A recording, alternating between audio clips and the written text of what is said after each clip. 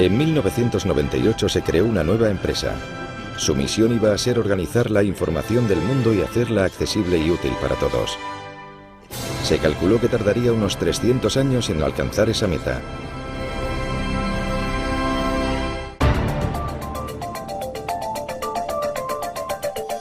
Dentro de Google. Las empresas de éxito empiezan con metas ambiciosas. Y no cabe duda de que la meta de Google de organizar toda la información del mundo de manera útil era ambiciosa. Y comenzamos con Internet. Pero nuestra visión va más allá de Internet.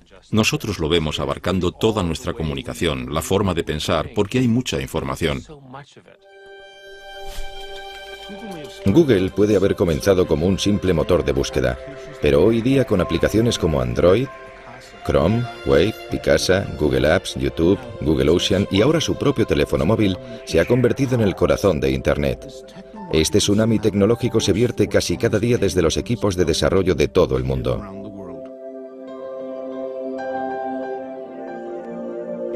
En el proceso, Google se ha convertido en la aspiradora global de los datos digitales.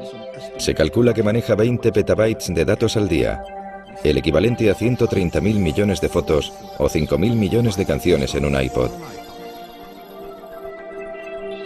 También gestiona más de 1.000 millones de búsquedas al día, y esas búsquedas dejan una huella digital de cada persona que visita el sitio. Una de las cosas interesantes de las búsquedas en Google es que realmente es una base de datos de intenciones. Es una increíble colección de lo que estás pensando en cada momento, basándose en lo que estás buscando, en lo que estás escribiendo en los emails. Y cualquier institución con acceso a este tipo de información puede tener poder sobre ti o tener un efecto negativo potencial sobre ti. ¿Sabes lo que puede ser esto? ¿Sabe alguien lo que es esto? Los fundadores de Google, Sergey Brin y Larry Page. En todo el mundo la gente entra en Google. Vale, bien. No me había dado cuenta de lo que era cuando lo he visto. Pero esto es lo que me ha ayudado. Esto es lo que gestionamos en la oficina, que va a tiempo real. Y cada uno de esos puntos son entre 20 y 30 búsquedas. Su meta definitiva es convertir a Google en una entidad omnisciente. Esta sesión es sobre el futuro. Así que voy a hablar un poco sobre el tema. Y para cumplir con la misión de crear el motor de búsqueda perfecto, hay que ser inteligente. De hecho, ese motor de búsqueda será inteligencia artificial. Eso es en lo que estamos trabajando. Es algo irónico que usen una imagen del ordenador rebelde HAL de la película 2001, Una Odisea en el espacio, para promocionar un mensaje tan benevolente. En parte queremos hacer del mundo un lugar mejor. If I ruled the world, every day would be the first day of spring. En solo 10 años, Google se ha convertido en una de las mayores y más atípicas empresas de Silicon Valley. En ese tiempo ha cultivado la imagen de ser una presencia masiva pero benigna, si bien esa percepción pública está cambiando. Cuando Google comenzó a escanear y digitalizar millones de libros, diversos autores y editores, en lugar de alegrarse, iniciaron una serie de demandas por la violación de derechos de autor.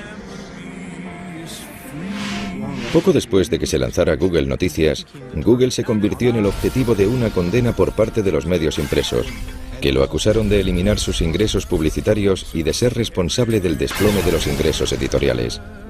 O con la página YouTube, propiedad de Google, la industria de la música y la televisión vio un competidor muy peligroso que minaba sus métodos tradicionales para hacer dinero. Y cuando Google comenzó a fotografiar las calles, los defensores de la privacidad pusieron el grito en el cielo. Sea cual sea la forma en que se expanda Google, siempre parece estar acompañado de caos y descontento. Y cuando la polémica surge, Google recurre al lema corporativo nacido de la aversión de uno de los primeros empleados de Google a la jerga corporativa. Yo venía de Intel y tenía la idea metida en la cabeza de que no quería trabajar en empresas grandes. Me interesaba algo un poco más provocativo, algo más interesante, algo que causara controversia. Y allí sentado en la reunión estaba intentando pensar en algo interesante y lo que me vino a la cabeza fue simplemente no seas malvado. Cuando llegué pensé que era una broma. Pensé que era una historia de marketing interno de la empresa y un día estaba sentado en la sala, nunca lo olvidaré, Estábamos hablando de publicidad y uno de los ingenieros, Ron, dio un puñetazo en la mesa y dijo, «Eso es ser malvado». Y de repente se hizo el silencio. Era como si todo el mundo hubiera saltado por la mesa y se hubiera escondido debajo.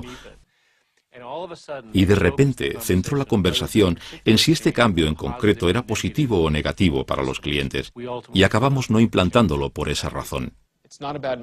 No es un mal lema, pero está mal planteado, porque es cada vez más difícil decir que uno no es malvado al pensar en el alcance de distintas actividades en las que participan los proveedores de servicios. Ya no se trata solo de búsquedas. El motor de búsquedas Google nació en ese centro de innovación tecnológica que es el Departamento de Informática de la Universidad de Stanford. Larry Page y Sergey Brin se conocieron en la universidad en 1995. Tenían mucho en común. Sus padres eran profesores universitarios y sus madres científicas. Ambos nacieron en 1973. Ambos crecieron con ordenadores y amaban todo lo relacionado con ellos. Nuestro programa de doctorado es muy selectivo. No fue como si al presentarse el primer día yo dijera, «Oh, vaya, es la persona más inteligente que he visto en mi vida». Héctor García Molina era uno de los asesores de Sergey Brin. Trabajaba con él en problemas de extracción de datos. Lo que destacaba de Sergey era su edad. Cuando llegó como estudiante de doctorado tenía 19 años. Eso era lo primero que se te quedaba al verle, que era un chico muy joven, que sabía mucho y era muy inteligente. Sergey Brin, nacido en Rusia, era un prodigio de las matemáticas, amante de la natación y la gimnasia. Larry Page era el inventor que quería cambiar el mundo. En un momento dado, no sé muy bien cuándo, conectaron y empezaron a trabajar juntos en el motor de búsqueda. Crearon el primer motor con piezas de ordenador sueltas, algunas de ellas prestadas del departamento de la universidad. Tras agotar sus ahorros, se les ocurrieron ingeniosas soluciones para sus limitados presupuestos. Y entonces Larry descubrió que podían ahorrar dinero comprando los discos individuales sin las cajas y construyeron su propia máquina obteniendo más almacenamiento por el mismo dinero. Con una estructura hecha con bloques de juguete y la salsa de su algoritmo secreto, al que llamaron Backrap, elaboraron un revolucionario motor de búsqueda. Se veía enseguida que el orden de las páginas era mucho mejor que el que estaba ofreciendo Altavista. A mediados de los 90, Altavista, como casi todos los buscadores, solo buscaba texto, ordenando los resultados según la cantidad de veces que aparecía la palabra clave. El motor de búsqueda de Larry y Sergey era mucho más sofisticado, gracias a un algoritmo matemático que se fijaba en la cantidad de links de entrada y salida de las páginas web. Cuantos más links, mayor era el rango. La primera búsqueda que hice en Google fue tipo de cambio canadiense. Y me dio exactamente la información necesaria relacionada con ese concepto. Y odio usar esta expresión, pero me quedé de piedra por el hecho de que podía encontrar justo lo que quería rápidamente. Creo que se dieron cuenta de que trabajar en este proyecto en el contexto universitario no les daba el alcance y la escala que realmente necesitaban para que funcionara de verdad. Así que dijeron, dejemos de estudiar de momento, creemos la empresa, pongámosla en marcha y luego volvemos y terminamos la investigación. Larry y Sergey se preparaban para abandonar Stanford y crear su empresa que para entonces ya habían registrado como Google, un término matemático mal deletreado que equivale al número 1 elevado a 100. Mientras, seguían asistiendo a clases de informática. Y presentaron unos trabajos que habían hecho sobre el motor de búsqueda y, claro, dado mi interés, quise formar parte de ello. Google obtuvo su primer empleado, Craig Silverstein, otro estudiante de doctorado. Al principio éramos 3, y parecía que eso iba a ser así por mucho tiempo. Nos preocupaba mucho el ambiente. Hubo algunos candidatos que no contratamos, aunque parecían bien preparados técnicamente, porque no nos parecía que encajara su personalidad para trabajar con nosotros. Los 3 estudiantes de Stanford abrieron su cuartel general en un garaje siguiendo el tópico de Silicon Valley. La empresa empezaba a expandirse. Yo entré en enero de 1999, pocos meses después de que se creara la empresa. Había otras 4 personas en la empresa, incluidos Larry y Sergey en ese momento, y alquilaban la mitad de la casa a alguien que todavía vivía allí, y que ahora es el vicepresidente de Google. Y los ordenadores, todo el mundo trabajaba en despachos, o dormitorios más bien, y el garaje estaba incluido. Y creo que ahí teníamos la impresora, y una mesa de ping-pong. Pero no toda la empresa estaba en el garaje. Claro que trabajábamos en el garaje. Yo me aseguré de que así fuera. Era un día al mes o quizá 2 días al mes. Pero yo me empeñaba en que de vez en cuando fuéramos al garaje y trabajáramos allí. Yo quería poder decirle a la gente en un futuro que habíamos empezado en un garaje. Así que quiero que conste que empezamos en un garaje. Solo que el garaje lindaba con una casa que tenía habitaciones. Cuando Google creció demasiado para el garaje, se trasladó su cuartel general a un espacio de oficinas normal en el centro de Palo Alto. En esa época estábamos en Palo Alto. Era como una ciudad-restaurante. Mi meta era ir a uno distinto cada noche. Cenábamos por ahí casi siempre. Y lo cierto es que también comíamos al mediodía fuera. La empresa se expandía rápidamente y pronto se trasladaron de nuevo, pero esta vez tenían menos restaurantes alrededor. Larry y Sergey decidieron que sería más eficaz y rentable tener su propia cocina con su propio chef. El elegido tenía un currículum en el que constaba haber sido el cocinero del grupo Grateful Dead. Al principio me ofrecieron acciones. Yo estaba muy reacio. Hablé con mi padre del tema. Oye, papá, hay unos tipos que quieren que les dé dinero por acciones. Una empresa privada. Y me dijo, es un timo, no les creas. No les des ni un céntimo. Al contrario que otros motores de búsqueda, la página de inicio de Google era limpia y eficaz, sin molestos anuncios de publicidad. Larry Page y Sergey Brin vieron cómo su motor de búsqueda Google se hacía más y más popular, pero todavía no estaba dando dinero real, y no tenían un plan de negocios viable para que Google empezara a dar beneficios. Nuestros fundadores decidieron que íbamos a aguantar todo lo posible sin meter publicidad, pero creo que la idea brillante llegó cuando pensaron, ¿por qué no tenemos anuncios que sean simplemente texto y que no tengan imágenes móviles ni nada que distraiga? Basándose en la búsqueda, Google proporcionaría anuncios sencillos para que la gente hiciera clic sobre ellos. En octubre de 2000, Google se embarcó en un nuevo negocio, la publicidad online. Casi inmediatamente, el dinero de la publicidad comenzó a entrar a raudales, y la presión creció sobre Larry y Sergey por parte de sus inversores capitalistas. Querían un presidente experimentado que dirigiera la empresa. Larry y Sergey escogieron a un experimentado veterano del mundo tecnológico, Eric Smith. Había dirigido con éxito a la marca de software Novell y antes de eso había estado en Sun Microsystems. Pero quizá lo más importante para los fundadores era que compartía el perfil de ingeniero informático comprometido con una ambición empresarial. Google ha optado por la postura de que la creatividad se da en los empresarios individuales dentro de la empresa. A menudo tienen una idea, pero no tienen tiempo para desarrollarla. Así que inventamos un concepto llamado 20% de tiempo. Y el personal técnico de la empresa le animamos a que pase el 20% de su tiempo profesional con cosas que le parezcan interesantes a ellos, no a nosotros.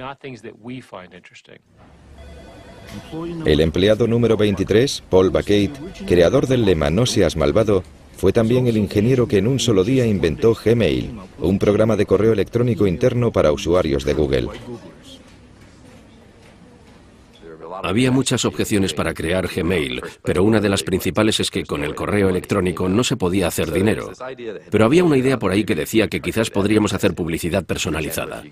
Por ejemplo, si te llega un mail sobre un viaje para esquiar, te salgan anuncios sobre equipos de esquí o guantes o algo relacionado. Decidió intentar escribir algo de código para ver si era posible que los ordenadores de Google escanearan los mensajes de Gmail y mostraran anuncios adecuados. Cuando llegué al día siguiente, la gente estaba muy exaltada con el tema. No todos para bien. Algunos lo consideraban una idea terrible. Lo que recuerdo de las reuniones, que fueron hace más de un año, es el constante debate sobre las características, si este tipo de publicidad funcionaría y todo eso. Al final decidimos intentarlo. Y de hecho, cuando lanzamos Gmail el 1 de abril, fue considerado en gran parte como una broma. La introducción de los anuncios personalizados de Gmail en 2004 demostraron no ser un añadido más a la creciente línea de negocios de Google. Google se había convertido en una máquina de hacer dinero con la publicidad. Cuando hablamos de publicidad, la oferta pública inicial de Google ha recibido más publicidad que cualquier otra en la historia. Cuando Google se preparaba para su oferta pública inicial de acciones, tuvo que revelar un secreto bien guardado, que tenía unos ingresos y beneficios muy considerables.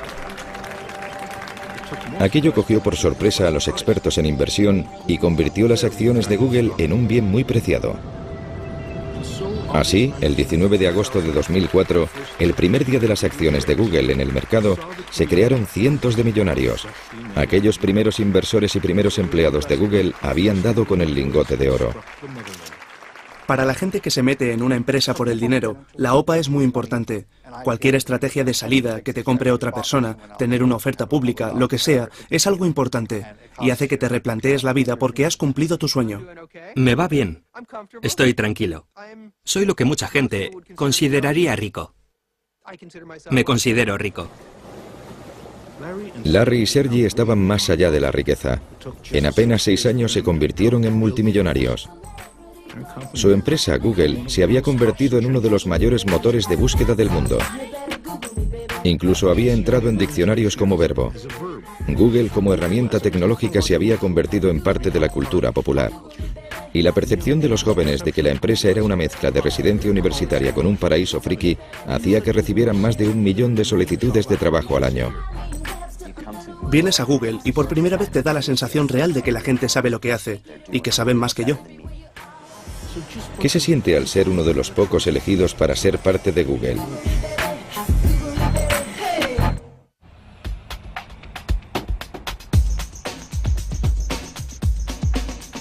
El Googleplex, como llaman a las instalaciones de Google sus usuarios, está creado para hacerles sentir los mejores y los más inteligentes.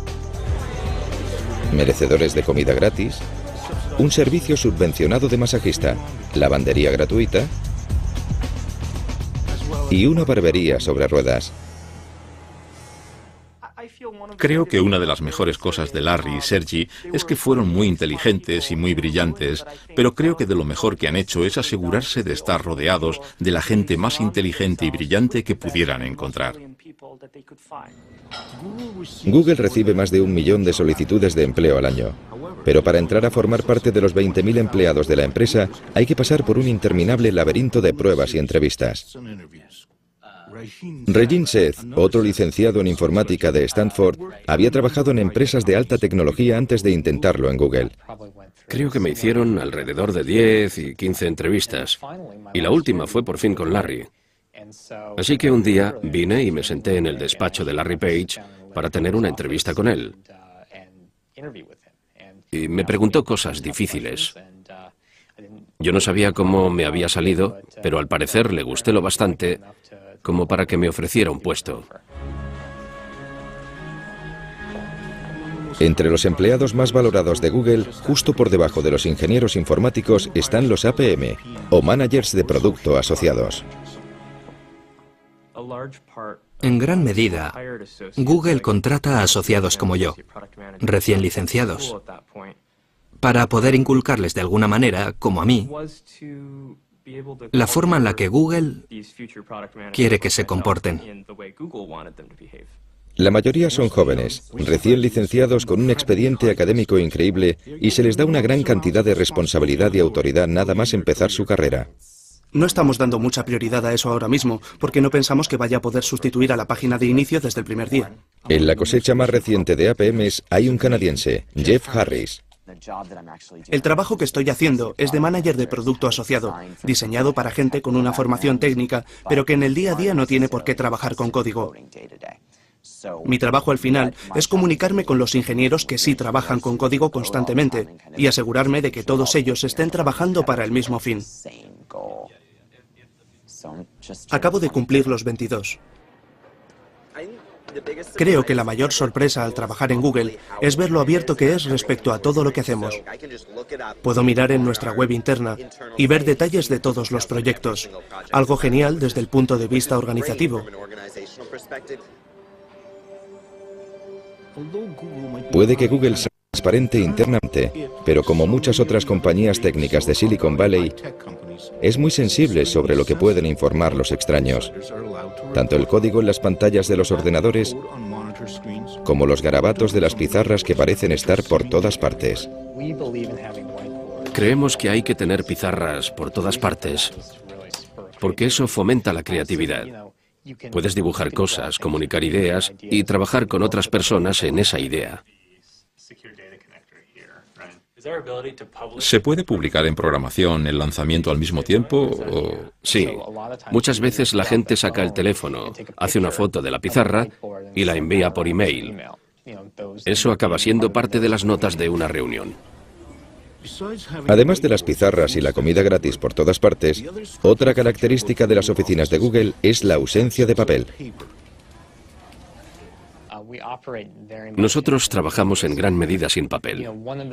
Una de las cosas que hacemos aquí es dar portátiles a los empleados para que se los lleven a las reuniones.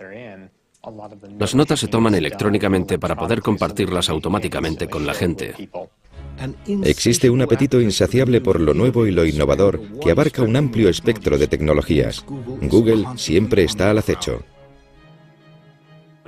Obviamente no todo se inventa en Google. También tenemos equipos que buscan tecnología punta en empresas pequeñas que podamos elegir, comprar, que podrían aprovechar la infraestructura de Google.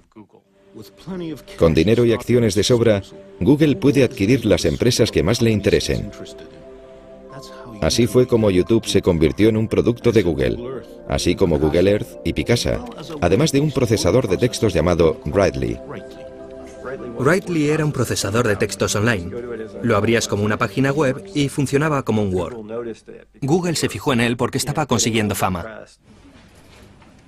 Google compró Writely y contrató a sus fundadores para que lo siguieran desarrollando. Mi experiencia ha sido como la de un niño haciendo barquitos de papel en un arroyo, algo muy divertido. Y de repente aparece un señor y le dice al niño, esto está muy bien. Toma este montón de planchas de acero y este ejército de soldadores y hazme un batallón de buques de guerra. Writely se ha introducido en Google Docs, un procesador que mueve datos del ordenador personal del usuario a los servidores de Google. Es un poco raro. Es raro. Ahora soy un señor de 42 años con la barba canosa. No soy tan mayor, pero aquí hay un porcentaje del 90%, no sé. No sé lo que es. Aquí hay muchos ingenieros jóvenes. No es que me importe, para mí es interesante. Creo que todo el mundo llega a un momento en su carrera en el que todo le parece obvio. Me gusta el ambiente técnico de la empresa. No me intimida. Soy un programador muy productivo y trabajador. Me encanta el código. Todos me temen. Así que no me molesta. No estaba aquí cuando lo fundaron, pero mi percepción del concepto de fundación en la empresa es que querían hacer cosas y ver las cosas desde el punto de vista de los ingenieros. Desde esa perspectiva, la eficacia quizás sea la directriz principal de un ingeniero. Hacer una nueva selección. Abres un documento de texto en Gmail y te da error. Casi todos los equipos hacen esto cada mañana. Hay una reunión general. Es muy breve, dura unos 10 minutos. No hablamos durante más de un minuto. El lápiz es la caracola del señor de las moscas, ¿te acuerdas? El que tenga lápiz tiene la palabra. Por eso son reuniones muy eficaces. Se tarda 5 minutos en contarle a todo el equipo lo que va a pasar en el día. Otra reunión en la que los miembros del equipo de Google Docs hablan de sus problemas es en el paseo semanal Writely. Creo que es importante hacer grandes cosas para cambiar el mundo. Creo que eso es lo que me gusta de Google. Queremos cambiar el mundo, queremos hacer grandes cosas. ¿Qué tiene de malo el algoritmo que tienes? El tipo estuvo editándolo 8 horas y el final y el principio están mal. Vale, no pasa nada. Tratas con decenas de millones de usuarios y grandes centros de datos y grandes máquinas. Es muy divertido. Para los aficionados a la informática, todo esto comenzó realmente en 1977 en un garaje de Silicon Valley, cuando dos ex estudiantes universitarios empezaron una empresa llamada Apple y lanzaron una revolución, la revolución del ordenador personal. El poder de este aparato se desató con todo su potencial en millones de hogares y oficinas de todo el mundo, cambiándolo todo. Pero ahora más que nunca, tras un cuarto de siglo en nuestras vidas, el ordenador personal ya no tiene ese atractivo original que tenía al principio. Google ha puesto sus miras en lanzar otra revolución, eliminar la necesidad de tener ordenador personal. Quiere almacenar todos los datos posibles en sus propios servidores. Una de las cosas que creo que no se aprecian desde el principio, incluido Stanford, y que se les daba genial, es minimizar costes al crear sistemas informáticos. Y han seguido teniendo esa habilidad de proporcionar una gran potencia informática a un coste relativamente bajo. Desde el inicio, Google ha hecho que sea una prioridad fabricar lo más barato posible en materia de servidores y almacenamiento para gestionar las búsquedas de Internet. Y con el crecimiento de Internet, ha crecido la necesidad de más capacidad informática. Google crea grandes centros de datos. Usamos componentes de ordenadores personales y luego construimos sistemas especializados para poder gestionar la gran escala necesaria. La escala es vital para Google. No solo tiene acceso a una potencia casi ilimitada, sino que quizá lo más importante es que ha acumulado una ingente cantidad de datos, datos que se pueden utilizar para pruebas a escalas inusitadas para los nuevos ingenieros informáticos. Mi compañero y yo estábamos hablando de unas ideas y estábamos barajando algo que más tarde se convirtió en algo parecido a Google Bookmarks. Hicimos algunos cálculos y vimos que sería alrededor de 4 petabytes de datos aproximadamente. Tampoco es mucho. Y esa frase, 4 petabytes de datos tampoco es mucho, es algo que un mes antes de entrar a trabajar en Google me habría sorprendido mucho oír saliendo de mi boca. Esos nada menos que 4 petabytes son el equivalente a 4 millones de gigabytes, cifras tan largas que es casi imposible para los mortales llegar a entenderlas. Como la memoria aumenta en capacidad y se reduce en precio, Google está pasando a algo llamado computación en nube. La idea de este concepto es coger toda la información y ponerla en un servidor donde los profesionales la gestionen. El problema es que hoy tenemos todo guardado en los ordenadores. Se nos cae, lo rompemos, lo borramos, es un desastre. ¿Por qué no poner todo lo importante en otro sitio, que esté seguro, que esté bajo control? Está disponible siempre que lo necesitas en todos tus dispositivos, donde quiera que estés. El traslado a este concepto está iniciando una revolución en nuestra forma de comunicarnos, de trabajar, de jugar e incluso de vivir.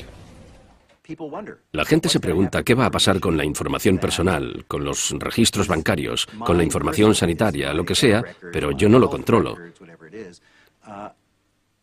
Está ahí en alguna parte. Tengo que confiar en que el que lo tiene no haga nada que yo no quisiera que hiciera.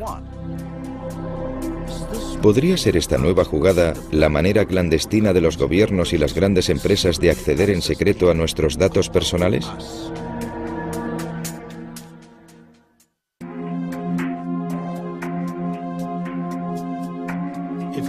Si todos los datos digitales de todas las personas se almacenan en nubes, ¿dónde están estas nubes?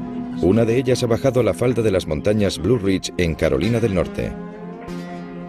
Esta zona fue el corazón de la fabricación de muebles de Estados Unidos.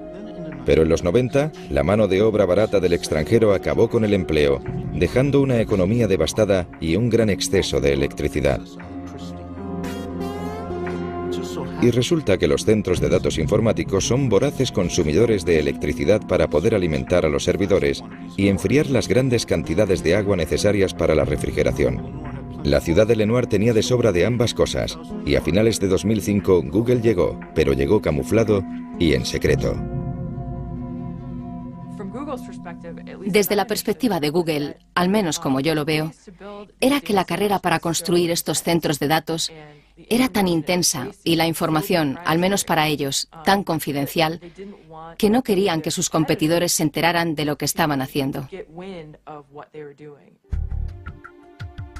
TJ Rohr es abogado y miembro del Consejo Municipal de Lenoir City. Él participó activamente en las negociaciones a puerta cerrada con Google. Nos daban datos que no podíamos contarle a nadie.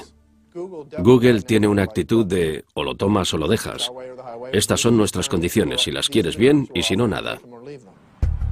Los desesperados funcionarios locales y estatales estaban ansiosos por llegar a un acuerdo que trajera a Google a este devastado condado. Le ofrecieron a Google una exención fiscal de 30 años en propiedades y equipo. En un periodo de 30 años, se calculaba que eran como $165 millones. De estos almacenes digitales que cuestan unos 600 millones de dólares cada uno, fluye un río de datos.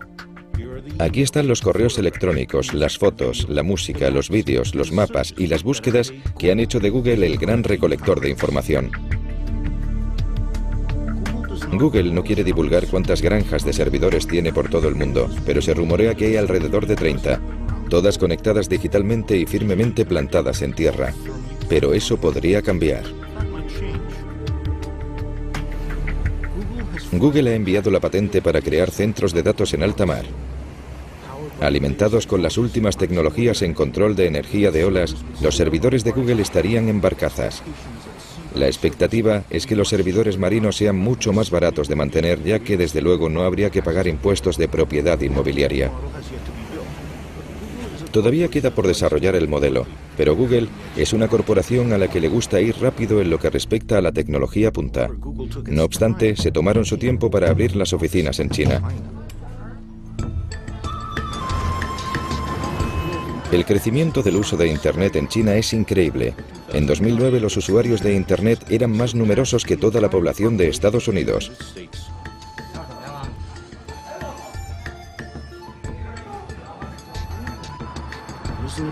Es un mercado al alza muy complicado en gran medida por la censura gubernamental. Tardamos en entrar en China. Tardamos porque nos preocupaban sus leyes de protección de contenido. Para poder abrir las oficinas en China, Google tuvo que acceder a bloquear ciertas páginas web en sus resultados de búsqueda. El gobierno es quien decide quién atraviesa el cortafuegos chino. Para dirigir Google en China, consiguieron a Kai-Fu Lee, un alto ejecutivo de Microsoft que había estado al cargo de sus operaciones en China. En 2005, Kai-Fu Lee se encontró en el papel de Noogler o novato en Google. Cuando entré en Google, usé la palabra shock para describir lo que vi. Y creo que fue una combinación de cosas, una combinación de los valores de Google y lo joven y feliz que era la empresa. Mi meta es que el ambiente en la oficina de China sea lo más parecido posible al ambiente de Mountain View. Es imposible que sea exactamente igual, porque la cultura china y la americana son muy distintas. Nada separa más a estas culturas que los usuarios reales de Internet. El usuario medio en China tiene 25 años, mientras que en los Estados Unidos es de 42. La diferencia es sustancial y los patrones de uso son muy distintos. Los chinos son más jóvenes. Prefieren entretenimiento, juegos, música, vídeo. Hacen menos búsquedas y comercio electrónico. De la misma manera, cuando usan Internet, tienden a querer algo muy recargado y emocionante, en oposición a las interfaces más sencillas. Los cibercafés están repletos de jóvenes y muchos de ellos están aquí porque en casa les prohibirían jugar a estos juegos y ver estas películas. Lo que no parece estar prohibido ni aquí ni en casa es descargar música ilegalmente.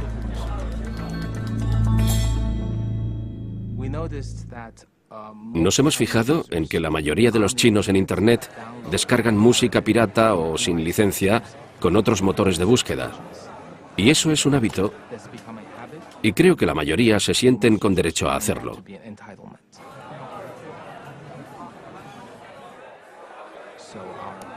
Nuestros esfuerzos por crear un pago por descarga o un servicio de suscripción acabaron con una conclusión clara: no íbamos a conseguirlo. Un ingeniero de Google y un manager de producto usaron su 20% de tiempo para crear Google Music, para descargar música gratuitamente con el apoyo de la mayoría de las discográficas. Esperamos que la fórmula no solo tenga éxito y sea popular, sino que sea rentable para las discográficas, para nuestro socio y para nosotros. Mientras el gobierno chino parece tolerar la piratería musical, muestra menos paciencia con Google, acusando recientemente al buscador de difundir pornografía. Google está registrado en China, así que hemos de seguir sus leyes. Sean cuales sean. Nuestros empleados son ciudadanos chinos. Ellos tienen que seguir la ley china donde quiera que trabajen. Seguir la ley china implica que las búsquedas en Google desde el interior de China de cosas como Falun Gong, Independencia del Tíbet o Plaza de Tiananmen daban resultados muy distintos a los que encontraríamos fuera de China. Y así operó durante 4 años hasta que en enero de 2010, Google anunció que dejaría de censurar sus resultados de búsqueda tras un gran ciberataque originado en China contra la propiedad intelectual de Google y las cuentas de Gmail de diversos activistas de derechos humanos.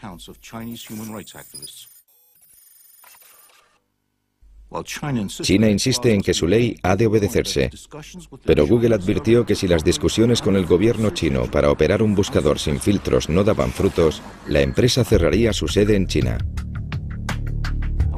No obstante, no hubo negociaciones con el gobierno estadounidense cuando poco después de los atentados del 11S en 2001, aprobó una ley por la que se concedía más autoridad de vigilancia, permitiendo un acceso sin precedentes a la presencia digital de la gente.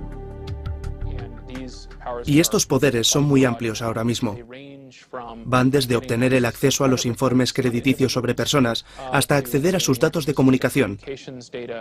A más en general, poder enviar una carta a cualquier poseedor de datos y exigirle que revele toda la información sobre determinada persona sin comunicárselo a ella, sin decírselo a nadie.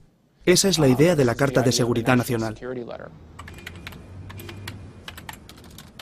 En el Centro de Privacidad de Datos Electrónicos en Washington, el director Mark Rottenberg se muestra preocupado por la nueva información digital migrando a granjas de servidores en nube.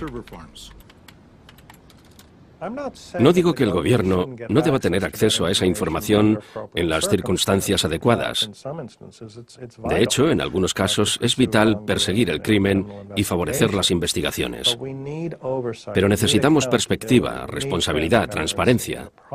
Y el problema con la computación en nube es que va a ser mucho más fácil para el gobierno realizar este tipo de espionaje sin que la gente sepa que sus datos personales, sus registros, están siendo investigados.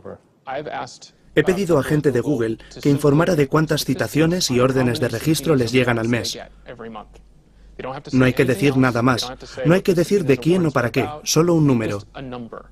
¿Cuántas reciben? Pero no les gustó la sugerencia, la rechazaron inmediatamente. Mientras el gigante Google sigue digitalizándolo todo a su camino, acumula nuevos adeptos. La ciudad de Washington ha optado por desvincularse de Microsoft y se ha pasado a las aplicaciones de Google. Su oferta de una vida más barata, segura y colaborativa en su nube demostró ser demasiado jugosa como para rechazarla. El factor de la confianza es vital para toda la marca. Si Google quebrantara la confianza de alguien, la prensa nos destrozaría y de repente la gente retendría su información, dejarían de buscar, nuestros ingresos bajarían, sería terrible, terrible para la empresa y terrible para ellos. Por eso nos lo tomamos muy en serio. Hay gente que no confía en este altruismo inocente, de que realmente creamos productos que mejoran a los usuarios. Ven intenciones ocultas, de que intentamos controlar el mundo, cosas así. Pero ¿qué puedo decir? Procedemos de entornos académicos, no pensamos de esa manera. Pero Google también tiene que preocuparse de un grupo de principiantes dispuestos a cambiar el mundo de las búsquedas. Descartando el modelo original de Google de un buscador de datos, se están acercando a la misma idea desde otro ángulo. Quieren controlar el poder de lo que se conoce como la sabiduría de los amigos. Creo que este es el sitio que va a definir los próximos años lo que Internet y el mundo van a ser. ¿Por qué entonces algunos de los grandes representantes de la búsqueda social son extrabajadores de Google listos a retar a su ex empresa?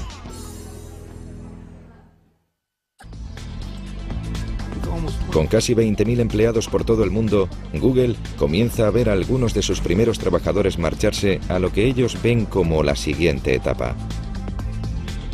En un barrio obrero de San Francisco, una empresa nueva de Internet tiene abundante ADN de Google.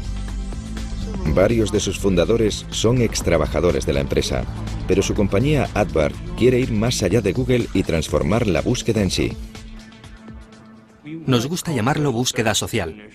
Es la idea de que estás buscando a la persona adecuada en cada momento. Y no es que quieras saber su biografía, es que quieres interactuar con ellos. Porque ellos saben algo que te puede ayudar en cada momento. A veces no está escrito como tal en una página web, pero alguien en alguna parte sabe la respuesta. Y todos tenemos redes sociales. Aardvark es simplemente una herramienta que te permite utilizarlas.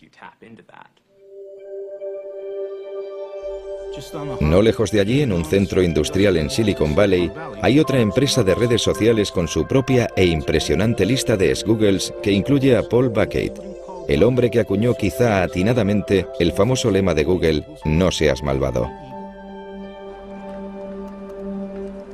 Su pequeña empresa llamada FriendFeed está desarrollando un servicio de redes sociales que comparte y guarda lo que los amigos escuchan, leen y comentan en Internet. Ninguno sabemos lo que va a pasar, pero en muchos aspectos eso es lo divertido de crear una empresa. En una gran empresa puedo predecir fácilmente lo que va a pasar al año que viene, pero al crear una empresa no sabes lo que va a pasar mañana. El año que viene podría ser un gran éxito o un gran fracaso. Google ha estado observando a FriendFeed para una posible adquisición, pero antes de que FriendFeed llegara a su segundo año, fue engullida por una red social llamada Facebook. Se cree que por $50 millones. Facebook, fundada por un exalumno de Harvard en 2004, ha experimentado un crecimiento explosivo y representa un gran reto para Google. Asimismo, atrae a un sorprendente número de ex-Googles. Creo que irme de Google y optar por venir a Facebook demuestra lo convencido que estoy de la importancia de la misión de Facebook. Facebook, junto con Twitter, son las redes sociales más populares del mundo y han comprendido que sus recomendaciones de amistad son una forma de búsqueda que nada tiene que ver con los fríos algoritmos de cálculo de Google. Para la mayoría de la gente fuera de la ingeniería, el mundo consiste en relaciones. Consiste en conectar con otros seres humanos, y en ese sentido Facebook realmente es el siguiente paso en la evolución de lo que realmente importa desde una perspectiva tecnológica. Google entró en las redes sociales con algo llamado Orkut, que si bien fue tremendamente popular en India y Sudamérica, no consiguió atraer a las masas en Europa y Norteamérica. Google no llegó a entrar en el negocio de las redes sociales y creo que en parte es por la personalidad de sus fundadores. Creo que son ingenieros y ya sabes, no es prioridad charlar con sus amigos, sino obtener información del mundo científico. Eso es lo que les importa. Creo que en cierto sentido tenían el prejuicio de que esto no era algo interesante, que no era importante. ¿Por qué iba a querer nadie perder el tiempo con eso? Y claro, el mundo ha adoptado Facebook y Twitter y todas esas cosas, y Google tiene los medios técnicos para hacerlo. Sí, podemos poner cosas como Twitter en Gmail, podemos poner Facebook en aplicaciones que tenemos Orkut, pero creo que realmente la empresa no quiere eso. No es la prioridad de la empresa, se trata de la información, de toda la información mundial. Google realmente opina que los datos van a aportarle un gran beneficio a la sociedad. La empresa opina de veras que va a encontrar la manera de hacer que los datos mejoren nuestras vidas, que las haga más fáciles, tomar mejores decisiones. Lo creen de verdad. Por ejemplo, con las tendencias de la gripe, opinan que al hacer seguimientos de búsquedas como tos y otros problemas médicos, van a detectar los brotes de gripe, van a poder mejorar las intervenciones sanitarias y así morirá menos gente. Cuando Google lanzó su OPA, Larry y Sergey escribieron personalmente una carta explicando sus aspiraciones futuras. Google no es una empresa convencional y no pretendemos serlo. La misión de Google es recoger todos los datos del mundo y hacerlos accesibles y útiles. Y hacerlos en 300 años, yendo más allá de la búsqueda en sitios de Internet. Tanto fotografiando calles como digitalizando libros o convirtiendo dispositivos móviles en portales de Internet. O creando el mayor depósito de vídeo del planeta en su propia nube, Google sigue siendo un fenómeno tecnológico. Pero su futuro está en algo bastante poco científico: la confianza. Eso es lo que hace que les demos nuestros datos para que los mantengan alejados de hackers y espías del gobierno. La confianza de que no van a dar mal uso a nuestra información y de que estará a la altura de su lema, "No seas malvado".